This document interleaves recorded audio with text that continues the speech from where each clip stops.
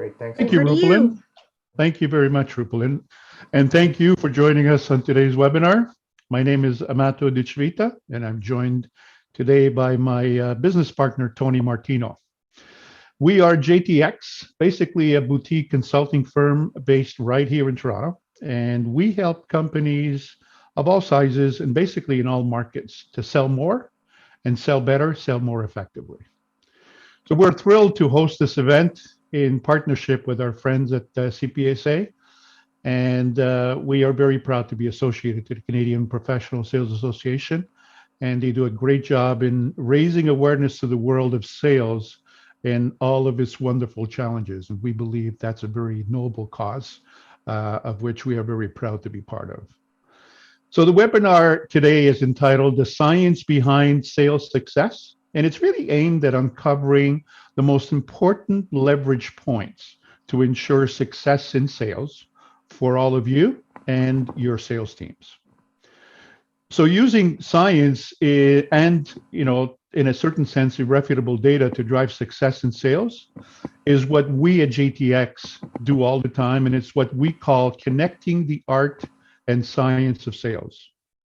So during the session, we will share with you some very powerful and, most importantly, insightful information that will serve to guide you to set the premise for success in sales, very importantly, based on science and facts and not guesswork. Okay, so basically, we are going to be looking at, for you, based on all the best data available today, we've boiled down the recipe of sales success to 3 critical success factors. And those are sales process, sales hiring and onboarding, and sales development. In other words, quite frankly, what you're going to do and how, who you're going to do it with, and how are you going to help them do it. Of the 3 critical success factors that are necessary for sales success, arguably the most fundamentally important of all 3 is having a good sales process. Think of this as basically your map to keep you and your team on the same page. Think of it as your chartered course to guide you and your team to sustainable sales success. So not just sales success, but sustainable sales success in the way that gets you there and keeps you there, very importantly. So having a sales process basically is not just one of those nice to have things. Today's very complex business environment demands that you have a map, that you've thought about what needs to be done and how you are going to do it. Gone are the days basically of winging it, whether it be in any discipline, including the discipline of sales. So what is a sales process? Well, basically it's your strategy. It's basically your how-to. Number 2, it's your game plan and how to do it over and over. And again, repeatability here and sustainability is a very, very important part of this. And 3, it spells out what and how you are going to do it. It's a true map to your successful road to success. We basically, why is a sales process important? It's one of those things that not only is important, but is much more than just even critical. So number 1, it's important because it gets everyone on the same page. It focuses everyone on the same target. And when you're managing a team and managing a group, that is very, very important. 2, it's not just about selling more. It's about selling better, selling with shorter sales cycles, and selling within more predictable sales cycles and more profitably. It's extremely important that your sales activity, sales cadence become repeatable, forecastable, and basically yield the success that they're meant to. And 3, it attributes a system to what you do in selling. This allows you to repeat it over and over. Even though the conditions may be changing, you're able to repeat it. And at the end of the day, it's all about driving the business results that you want. So why? So what's important? Why is it important? What's important about this is very simply that the stats show, in fact, that we looked at a study from one of our partners called ONG, and they studied a little over 2 million reps in 26,000 different companies in 200 different industries. Only 9% of those companies admitted having a sales process that is efficient. Of those that have a formal sales process, sometimes called the sales management process, 76% of those companies actually reported an increase in sales. More importantly, of those, 18% reported a significant increase in sales. And here's what they had in common. Here are the following contributing factors of those 18%, again, that reported significant increase. One, the process included the buyer's experience. Absolutely every effective sales process should include the buyer's experience. Build it from the ground up, beginning with your customer. What do you want your customer to experience with respect to your unique value proposition? Base your sales process from the ground up, from that point forward. Two, there's an assessment of a sales force.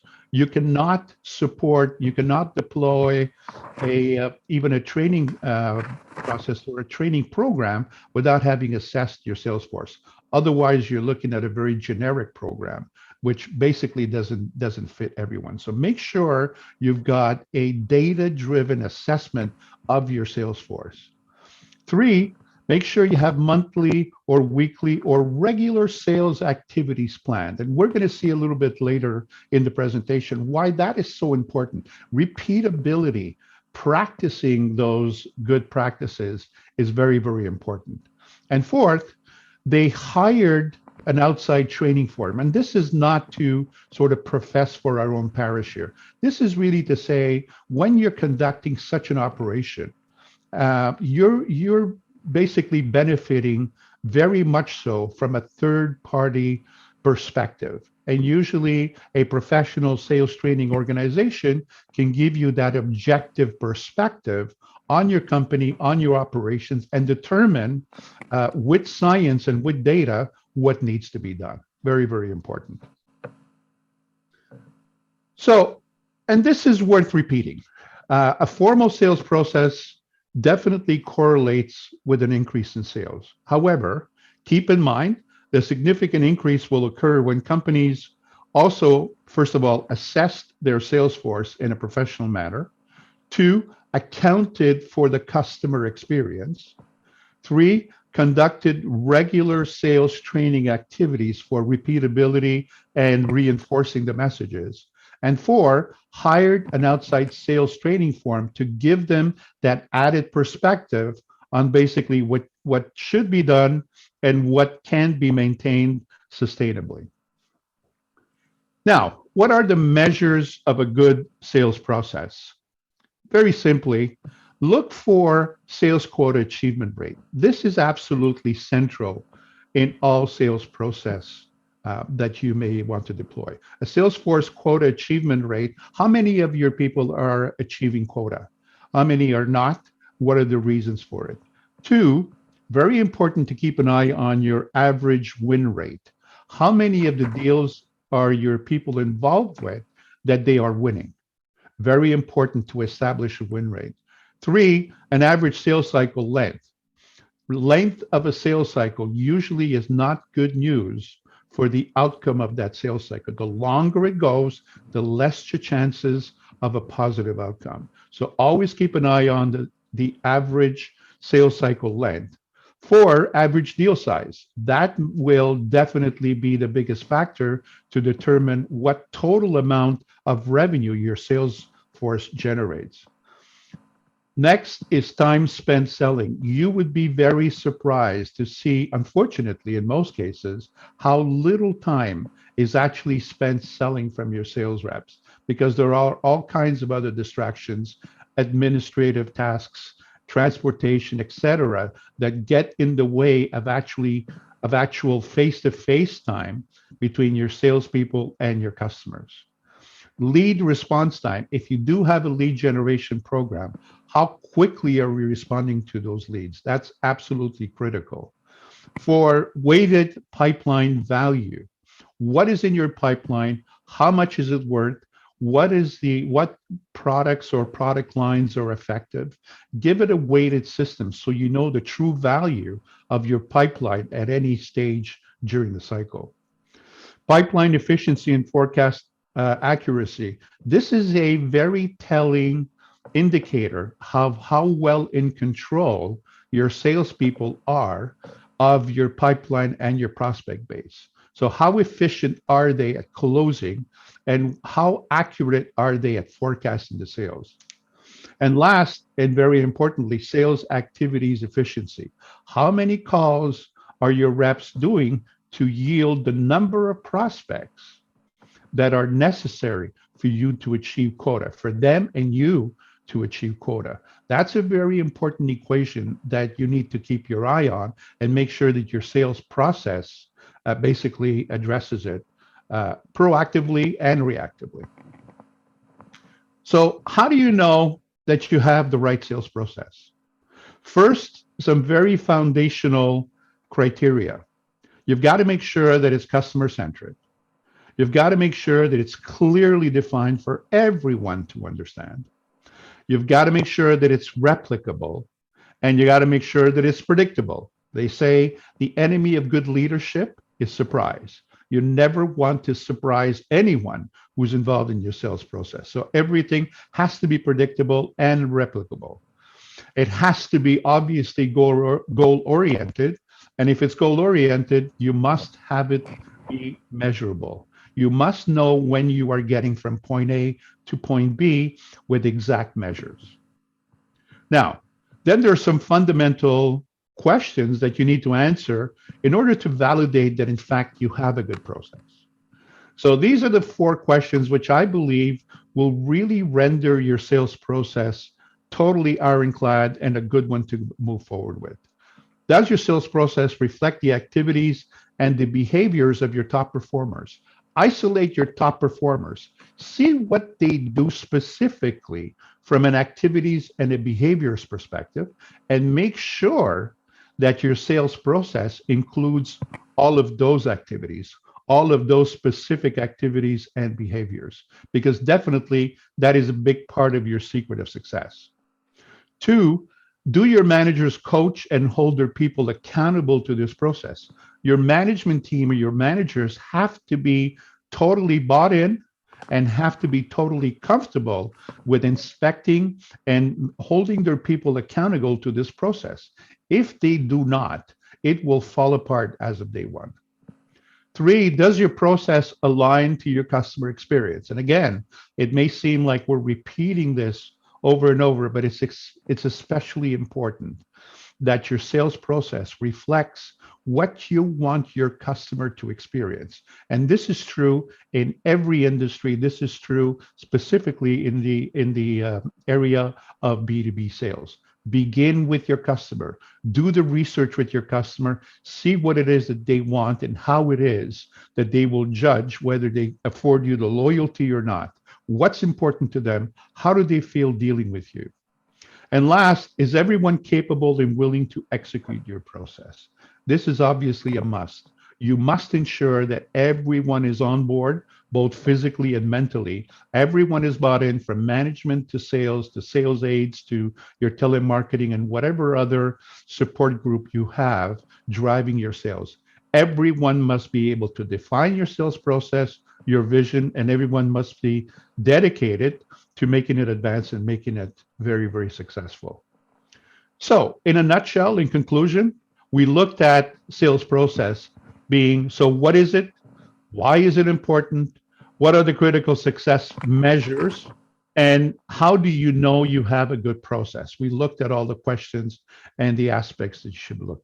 So, in summary, having a sales process is to have a map. A process is extremely important to ensure that you're successful and that you know why you are successful so that you're able to repeat it and you're able to leverage it in different changing conditions.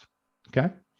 So Tony will now explain the second important criteria, which is sales hiring and boarding and onboarding.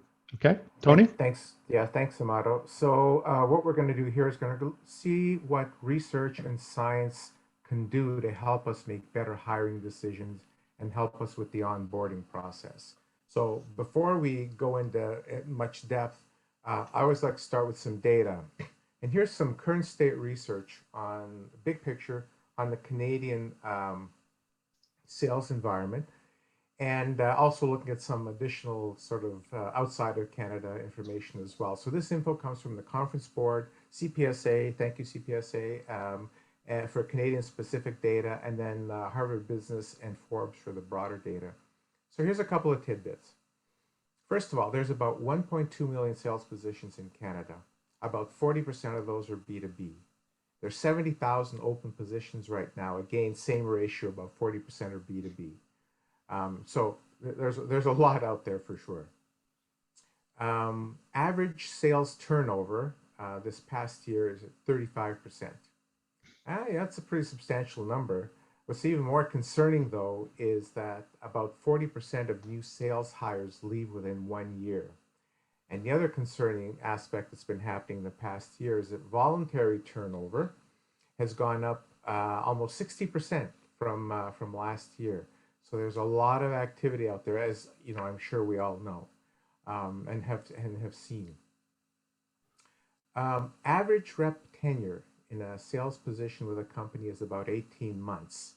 It takes a rep about 2.5 years to achieve full peak performance. So you can already see a gap there, right? They're leaving well before they're at peak performance on average. The other thing that's good news, though, is it takes just a little over 3 months for a rep to get up to productivity level. So they're ramping up properly to be able to deliver. But there's a learning curve that's still there. Average time to fill an open B2B position, it's 60 days now. And there's a professor in the US named Bradford Smart, and he's put together a whole series of analysis called topboarding. And his calculations say that the cost of a bad hire is 15 times base compensation when you take into account all the different aspects that go into hiring a new person into your company. So if you make a mistake, you're losing out on all the hiring costs, the recruiting costs, training, productivity loss that you'll incur, and so on. So, you know, some real interesting sort of foundational data to work with there. We're actually going to do a quick poll, and we're going to see where we sit with the group that's with us in the room today. So, Rupalin, if you could just fire up that one poll, and looking at sales tenure in your company, how long have you been in your current sales position?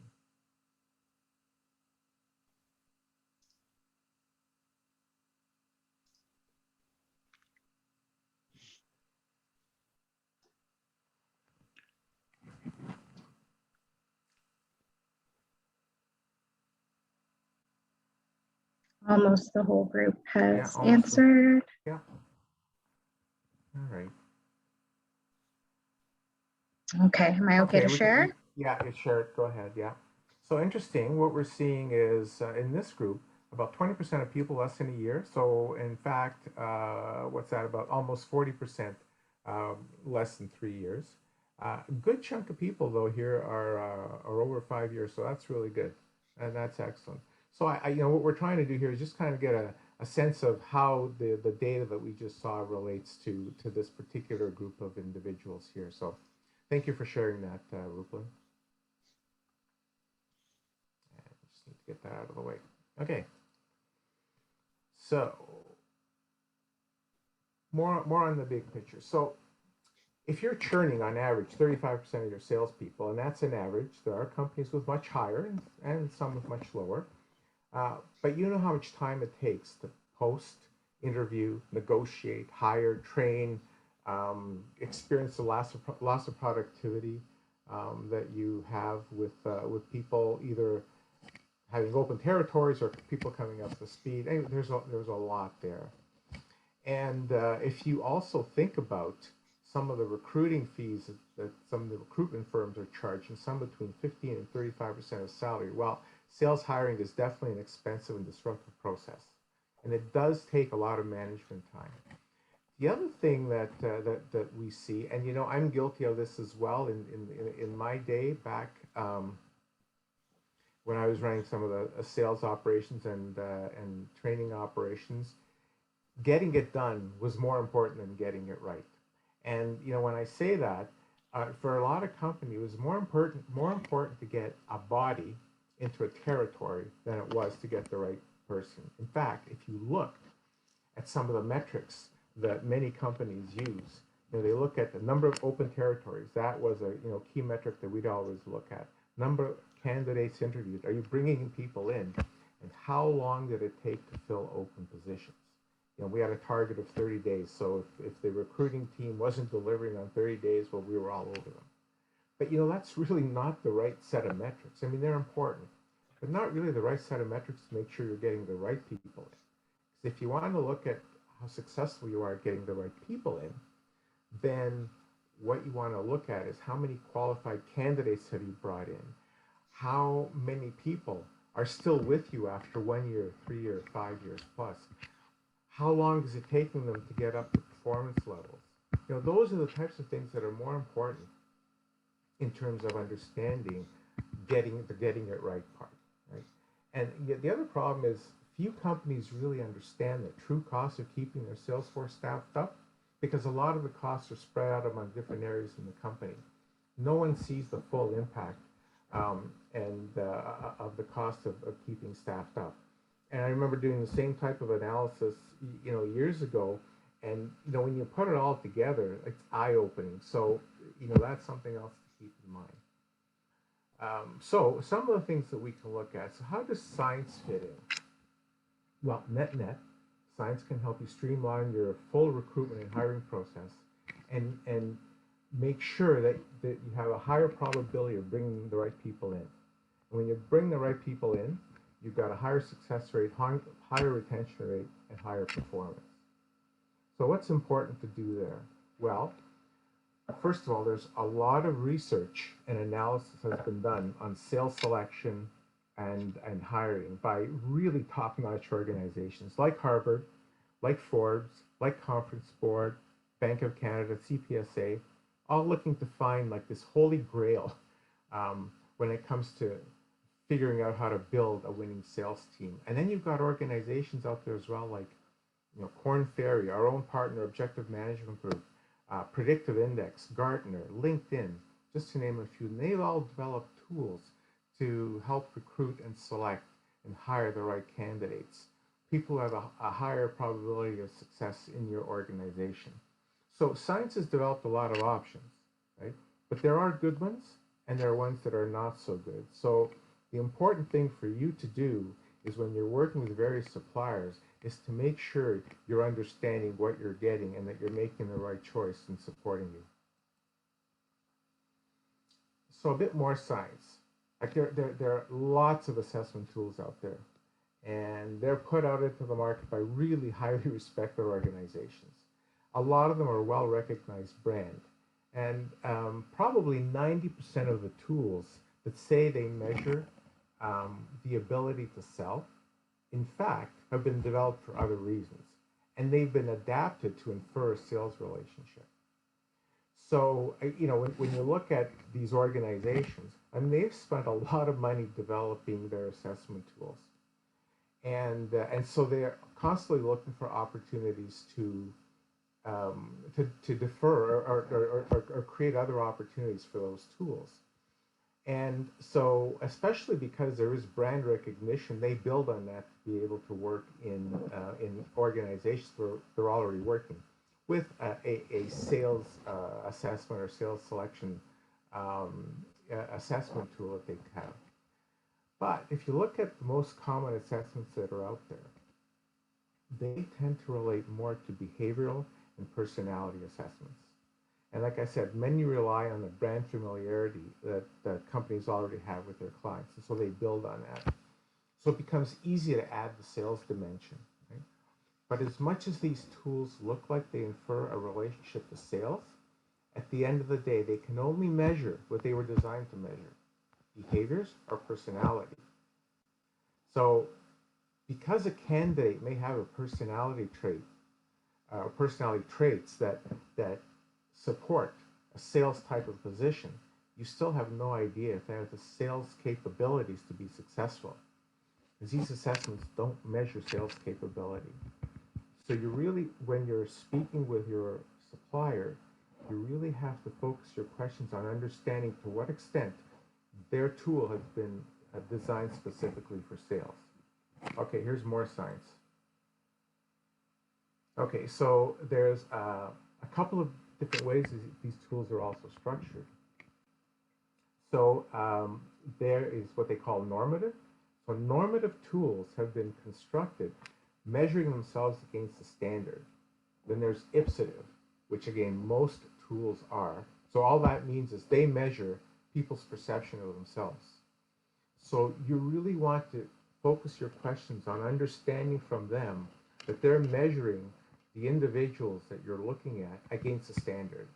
Because if they're only measuring them against their own perception of how good they are at what they do, that's not going to give you what you really are looking for.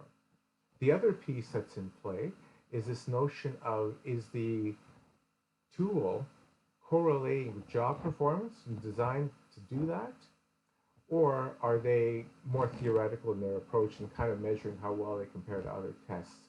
So what you really want to do, again, ask questions. How predictive is this tool to ensuring some level of success of an individual into your sales environment? So what you want when you're, again, asking these questions, make sure that their tools are both normative and predictive. So that's really the kind of pieces that you want to make sure are in play, in addition to being sales specific. Okay, so ask those questions when people are putting in front of you tools that you're going to use. Okay, other things that science can help you with. Okay, so you can look at revisiting your hiring process. So there's typical ways that we run a search for candidates, right? So the more typical one, right? We post a job, we collect the resumes, we review all the resumes, we decide which of the resumes we think are going to be people who might be acceptable to us. Let's say there's 10 candidates. So you call those candidates and you have a discussion with them. Maybe out of those 10, you interview 5. And then out of those, you might be down to the sort of the last 2.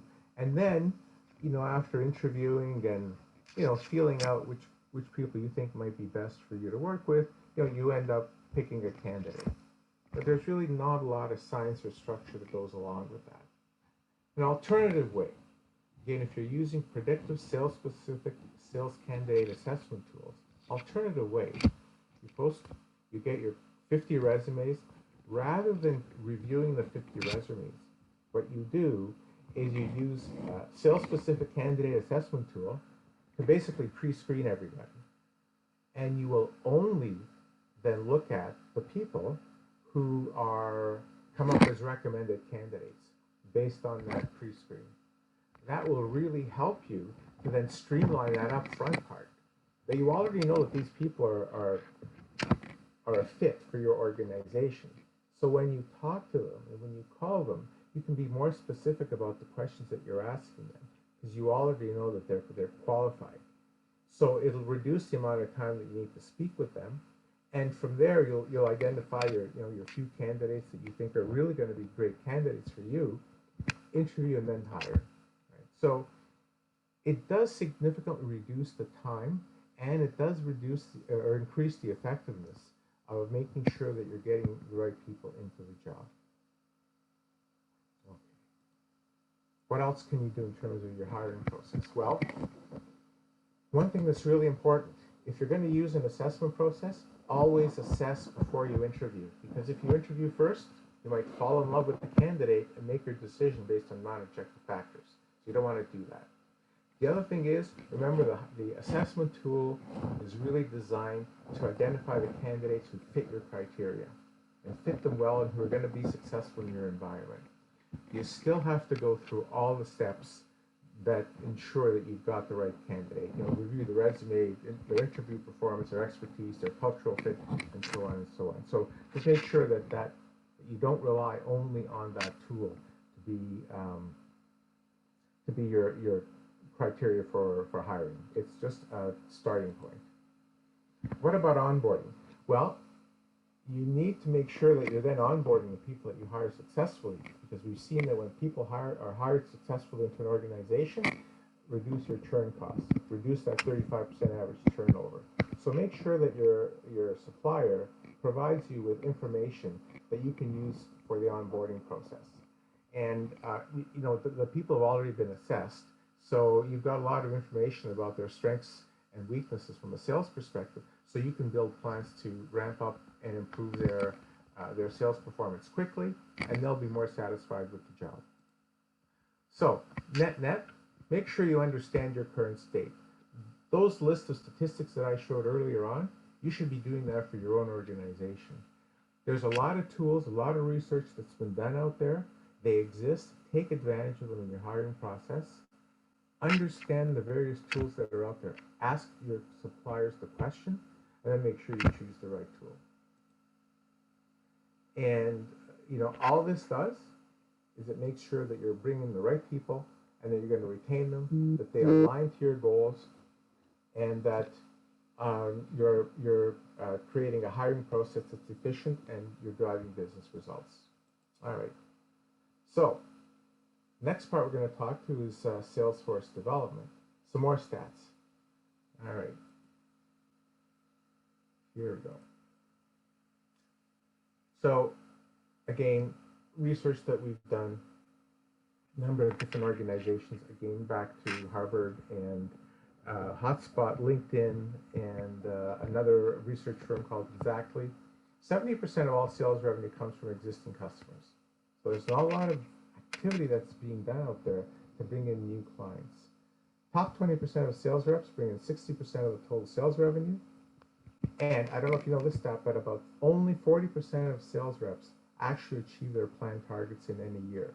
I know at Xerox, when we achieved 46% of our reps were on target, we would make plan. And that's because of the distribution aspect that was there. So, you know, it's important to know that if people are not on plan, they're going to be dissatisfied. And so they may be looking at moving, for example. And so your recruitment may go, your turnover may go up. 40% of sales reps in Canada have received no formal training in the last 12 months. And we do know that high-performing organizations are twice as likely to provide training as low ones. Here's an interesting stat as well. So 80% of sales require 5 follow-up calls after the initial meeting, but 44% of salespeople give up after 1 follow-up call. This is why sometimes you look at the areas you have to zero in on to make sure that you are delivering the right type of training, for example. It takes 8 tries to reach a prospect in 2022. In 2007, it was just under 4. Again, more difficult, right? 60% of buyers want to talk about price on the first call. Again, the successful rep has to divert that from price selling to value selling, and so they have to be pretty confident being able to do that. And finally, the top 3 challenges sales professionals facing today: creating urgency, getting in touch with prospects, which we saw up there, and then overcoming price objections, because if 60% of buyers want to talk about price on their first call, you're starting that process pretty quickly. All right, so how do you get competitive advantage? So first of all, you really have to understand what's going on with your sales force. You have to compare to some standard and compare to the market and take well thought out actions. If you're able to do that, then you're going to be successful, and you're going to make your sales force successful as well. You know, if you look at Hey, Tony. Harvard, yes, sir. Tony, sorry to interject. We're having difficulty hearing you. I Oh, think sorry. it sounds like there's a lot of noise going around your mic, and you may want to speak a little louder. Okay, thank you. Okay, sorry for Thank you. interjecting. Sorry about that. Yes, no problem. Okay, so where does science fit in? Well, Harvard Business Review, again, did more research, and they found that those sales leaders that worked with data, that analyzed performance well, that worked with processes and tools, they've had significant increases in their productivity. So where does science fit in? Well, a few areas. So first of all, we know that there's a lot of research that's been done.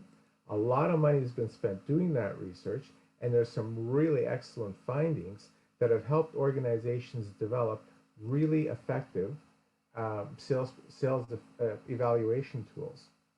And the problem is that most companies don't play in this sandbox because they resist change. They keep doing the same things the same way and hire in the same way that they have all along. And so that makes it very difficult then to move their bar any higher than what it needs to be. So they continue with their 35% turnover and poor performance. So where does science fit in? Well, it helps to make sure that you're really hitting the ball out of the court and being successful to ensure that you're getting the right set of activities to drive that sales success. So as we look at the types of tools that you can work with, most important one when you're doing any work with your sales force is to start by evaluating your sales force. You know, a lot of research has been done, like we said. Look at what's important for your sales force. Know what is behind what's making them tick, and that will give you a baseline to work from. It helps you avoid gut feel or the he's a good guy, she's a good gal scenario, and helps you put the right actions in place. And by doing that sales evaluation, it'll actually pave the way for your sales training activities should you choose to go ahead with that. So the outputs that you get, right people, right jobs, you know if people are price sellers versus value sellers, and you know your pipeline quality. At the end of the day, allows focus and allows you to customize your actions. So I guess our message here is don't spend another penny on any kind of training until you know exactly where you should be investing your training dollars. Rupalin, we've got that second poll on sales training. There you go. Let us know, when was the last time you received any type of sales training?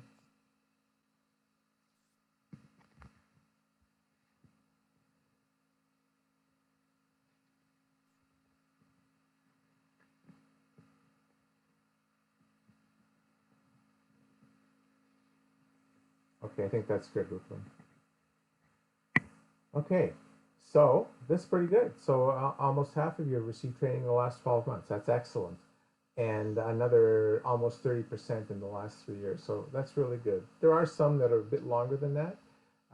Anyway, it's something to think about because it does drive some level of success. Thank you, Rupalin. Okay, Amato, over to you on talking about the problem of sales training. Yeah, so we looked at sales process, which is basically what you're going to do and how you're going to do it to ensure success based on science. We started looking at onboarding because it's how you bring the people you need on board, and that's very important. So who do you have to succeed with? And then the sales development part is really what do you do to help them? And in fact, what Tony's been describing can be encapsulated into what we call sales training. But what's the problem with sales training? As most of you would know, some generic sales training at least doesn't work, or more importantly, does not stick. Well, why is that? Well, very simply, it's because first of all, we tend to make sales training a one-time event. Keep in mind that, I don't know if you're familiar with the Ebbinghaus forgetting curve, but it was basically asserted in 1885 that we forget 40% of you information within the first 24 hours of learning it. 40% within 24 hours. That's just a human nature. And learning new skills requires a period of clearly follow up and reinforcement. The other one that most of us in business have heard of is the 90-90-90 rule. So 90% of us forget 90% of the content within the first 90 days. That is, if it's not reinforced and if it's not basically practiced. So, do any of you know the difference between this is an important fact? You know the difference between an amateur and a professional? Basically, the amateur will practice until they get it right. The professional will practice until they can't get it wrong. And there are no secrets or shortcuts to becoming, a high-performing sales professional. The competencies must be not only practiced, but repeated until your team cannot get them wrong. And that's very important. Imagine if you were on a football team and the only time you get to practice was in real games. You probably wouldn't have a very good record. So it's important to look at it and realize that if they're not discussing it, they're not practicing it, or they're not teaching it, then they're busy, but they're busy forgetting it. Now, what are the top things that affect sales success? Once we figured out and made sure that everything, all the material is retained, what are the top things to focus on, which we know are the biggest drivers of success? Skills and product knowledge, very, very important, but they only account for 38% of the future success. Sales behaviors, which is not, knowing what they need to do, but how they go about doing it, that accounts for 6%. But a mind-blowing 56% of the influencers of sales success is the mindset.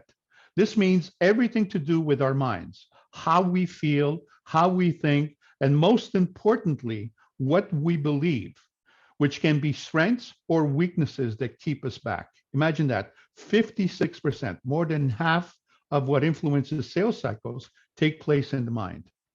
And by mind, we mean, in fact, the items that are mindset, all of the items that are mindset, all exist at the unconscious level. That's what makes it difficult. So more than half of what keeps us back from attaining our full potential in sales and sales success is actually below the waterline, is actually unconscious, are things that we don't see. And if you implement the sales discipline, which includes the buyer experience, the assessments, the regular sales training, and the activities, you must absolutely take a look and make sure that you're evaluating what's below the waterline. And only certain professional assessments will allow you to do that. There are 6 well-documented hidden weaknesses, or these unconscious factors, that make up for 56% of the influence of sales success. They are money weakness, or what we call difficulty discussing money, difficulty recovering from rejection. Many of us are able to bounce right back if we come from a world of sales, but sometimes a rejection can take us down for way too long. Non-supportive buy cycles is when we fall into a pitfall whereby we tend to accept put-offs from our buyer if those are the behaviors that we exhibit as a buyer. So we tend to be more forgiving to buyers that are more like us. We have self-limiting beliefs. This is self-talk. I am not good at this. I know I will never be good at this. Well, you end up by convincing yourself. Those are self-limiting beliefs that you must know how to recognize and control. Need for approval. Some of us absolutely need to be liked, need to be approved in everything we do. Well, that's going to set us back, obviously, in a sales position. And last is controlling emotions, also what we call staying in the moment. So all of us have to learn in the profession of sales to stay in the moment, keep listening to a customer, even though he or she may have just said something to totally put us off and make us go into the next question I want to ask of him. So staying in the moment is very important. Those are 6 of the most common unconscious barriers that keep us from being the best that we can be. So the barrier shown on the right is what we just looked at. And I basically summarized it to the 3-4 key ones. They are basically the forgetting curve. So remember, we forget 40% of the information we learn within the first 24 hours. And the 90-90 rule also applies. Second, we cannot retain unless we discuss it, practice it, or teach it. Remember the example of the football team that only executes during the game. Not a very good record. Third, what are the influencers? What will influence my success in sales? Remember that skills and product knowledge, very important. Behaviors, also important, but by far the most important one is mindset. Mindset is what's below the waterline, what is also known as sales DNA. That's the baggage. Those are the potential fears that keep us from attaining our absolute best success. And the six that we saw, concerning money, concerning staying in the moment, those are very, very important. At the end of the day, if you want to support your people in the best way that you can to increase your chances of attaining success and using sales training backed by science, is to offer them a highly customized sales training program that is made especially for them, especially for your company, and especially for your industry. What's a highly customized sales training program? Sounds like a fancy word, but it really isn't. At the end of the day, it's simply a training plan that is based on data and science and will deliver superior performance in all the important metrics and measures. That's what it is. It's something that is customized to address specifically the issues and the challenges within your company and within your environment. So why do I need a highly customized sales training plan? Well, very, very simply. Here's what you get when you go and make the effort to deploy a customized sales training program for your company, amongst other things. First of all, there's no disruption to your daily activity. One of the biggest fears of sales leaders is to say, if I deploy this plan, will it disrupt the activity that I have going on? Second, your salespeople will find it easy to absorb and to bridge the gap between what they are doing and what they should be doing. It's a customized sales training program is also more relevant and more engaging to your salespeople. It can be easily maintained and updated and importantly repeated. And it's tailored to your specific needs, and specific needs meaning to your company, to your industry, and to each individual. Gone are the days of deploying a generic sales training program, which we believe will apply to everyone. And at the end of the day, it doesn't apply to anyone at all.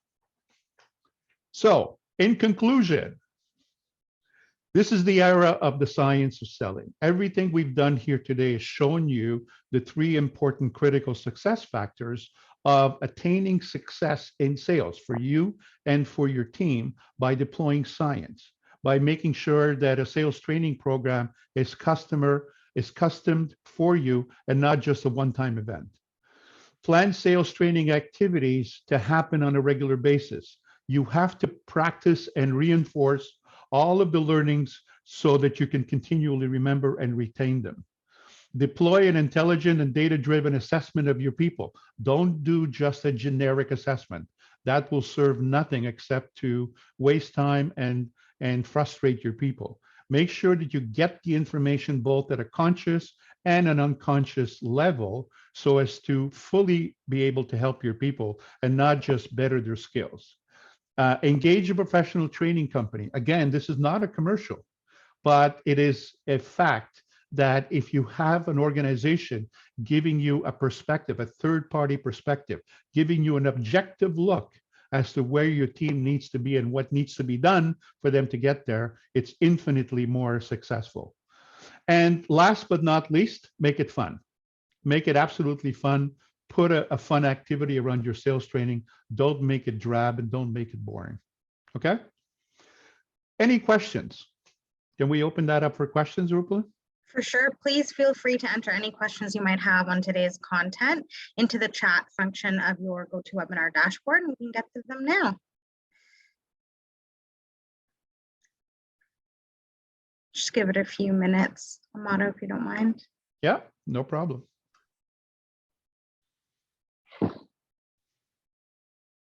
Sorry about the audio challenges that we had, but technology is technology. Yeah, that's an expensive microphone that I'm not going to use anymore. Oh.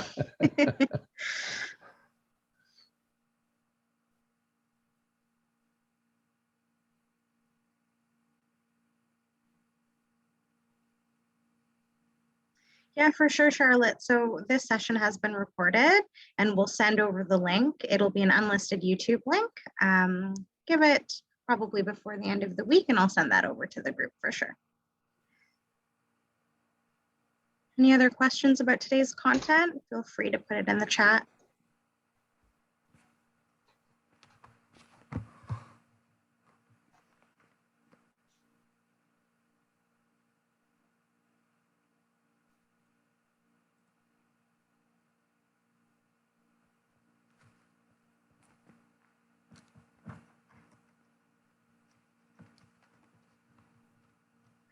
From Francis today, any assessment tools that you would recommend which incorporate the two aspects that you pointed out? Tony, you want to take that one? Well, there's a lot of tools. There's a lot of tools out there, like I said earlier, but not many of them assess those two aspects. So you really have to look at what's out there. One is one that's done by Objective Management Group, or one of our partners that we work with. One is done by, I think Gartner does something similar, and I believe Richardson does something similar. So there's only about 3. If you look at all the other tools that are out there, as I said, be very careful that they're assessing sales capabilities and not just some of the things that those tools were designed to do. I won't name them, but I know what they are. Thanks, Tony. And one from Armando here. B2B is a huge segment. Are there differences between industrial sales, software sales, and other service sales in terms of statistics about retention and time to peak performance, et cetera? I know, absolutely. I mean, different industries will be operating differently for sure, and they'll have different stats. Those numbers that we showed today were broad market generic. Absolutely. So we know, for example, in the high tech sector, those stats are even more alarming than they are in some other sectors. So that is true. That's why it's important for you to understand what's going on in your company, in your industry. That will help a lot. I knew this was going to be a question, Robert. Tony, do you have what's your take on various CRMs that are out there? Well, I would say that CRMs, any CRM system that's out there, is only valuable if it's actually used properly in the organizations. There's lots of different tools, CRM tools out there, but the big gap that happens is that companies don't use them effectively. So again, don't spend a ton of money if you're not going to use it in the way that it's intended to do. Thanks, Tony. Do you have anything to add, Amado? Yeah, by the way, just because I think we're running out of time, I'd like to, first of all, thank everybody for spending the time with us today. We certainly enjoyed it. And we also invite you to send us any questions with respect to anything that we've covered, either inside or outside that sort of envelope. Send us questions and we'll be happy to answer them for you. Thanks, Amado. We do have a last one from John. Do we have a moment to address this one, or would you like us to send it over? Sure. This one's from John. How do you see the assessment tools working in the new world of selling that seems to be driving traditional sales interactions toward virtual sales interactions? Are there any tools to assist hiring managers and training managers transitioning sales teams to this process? Yeah, in fact, most of the assessment tools are more modern era assessment tool. So they will absolutely include all of the characteristics and all of the behaviors that are related to virtual selling.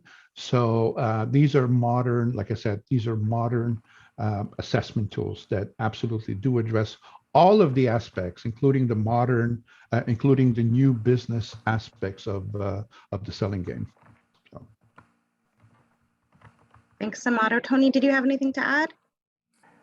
No, I think that's a really good tools that are out there. Again, that's why they're designed to be sales specific, because they integrate those activities, and most of them are doing that now.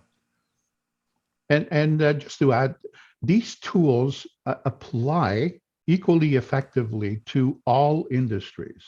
So basically, all industries, whether you're selling a service or whether you're selling a product, B2B sales industry basically is what these assessments aim to do. So they will assess your people consciously, basically look at their, above the water level skills and behaviors, below the water level, which are more, baggage related. They will do that in all environments, in all industries, and then get specific. Inside of that, then they get specific by industry, given, the input that we give it. So. Thanks, Amato. Well, thank you to everybody who's joined us today for today's session. To let everybody know and to just reiterate, this session has been recorded and will be sent out to all of you before the end of the week. Please head on over to cpsa.com/events to view our upcoming virtual events and webinars. Our next one is on October 26th, our virtual networking session called Give, Get, Gain, Sales Leaders Getting Your Sales Team Comfortable with Uncomfortable Negotiations. Again, thanks so much, everybody, and have a fantastic day. Thank you. Goodbye. Thank you, Thanks, everyone. Tony. Bye. Thanks, Amato. Okay, thank you.